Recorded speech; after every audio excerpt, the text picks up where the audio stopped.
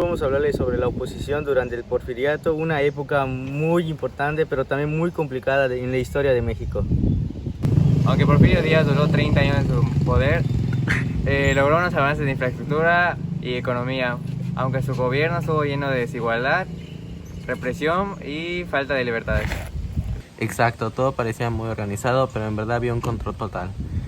El primer punto que vamos a tocar es ficción democrática. Durante el Porfiriato existían desde antes las elecciones, pero siempre estaban arregladas porque Porfirio Díaz siempre ganaba. Y no solo las elecciones, también el Congreso, los jueces y la prensa estaban controlados. El tema de la sociedad estaba totalmente dividida.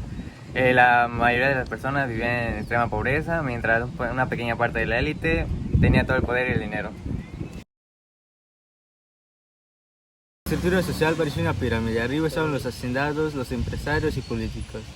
En la clase media solo había muy pocos habitantes, y en la clase baja estaban los indígenas y esclavos.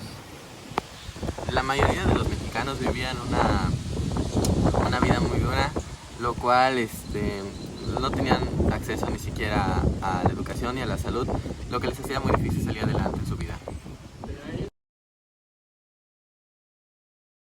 En las zonas rurales los campesinos trabajaban en haciendas donde vivían endeudados y sin libertad.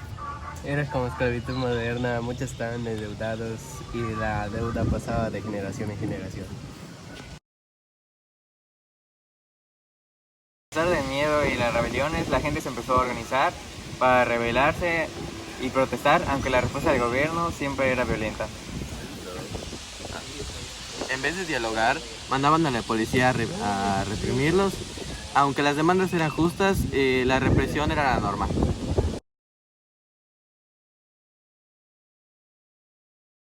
Las haciendas eran enormes territorios donde el patrón tenía el control absoluto, y los trabajadores no solo trabajaban, también vivían en esas haciendas y compraban absolutamente de la propiedad. Era un sistema que mantenía el poder en manos de unos pocos, y el gobierno lo permitía porque requería a la gente con dinero para seguir en el poder. Un momento clave de la oposición fue la cananea en 1906, que exigía igualdad en las labores de extranjeros hacia la minería de México. El gobierno no solo no los apoyó, sino que también permitió la entrada de tropas estadounidenses al territorio para reprimirlos. Hubo muchos muertos y también presos. Igual en 1907 hubo una huelga llamada Río Blanco que se hizo en Veracruz. Fue una protesta de los obreros y textiles contra el gobierno, y la respuesta del gobierno fue igualmente violenta. Un grupo que marcó una gran diferencia es el Partido Liberal Mexicano, fundado por los hermanos Flores Magón. En ellos se dedicaban a hacer las denuncias hacia los abusos del gobierno. Publicaban periódicos que se llamaba Generación. Desde allí empezaron los movimientos políticos. Querían derechos laborales y justicia, querían democracia.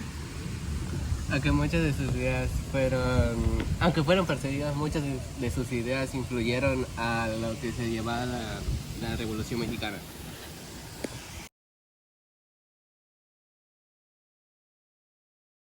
El proyecto tuvo muchos avances como constantes, buenos de parte del gobierno o malos. También tuvo muchos abusos de parte del gobierno.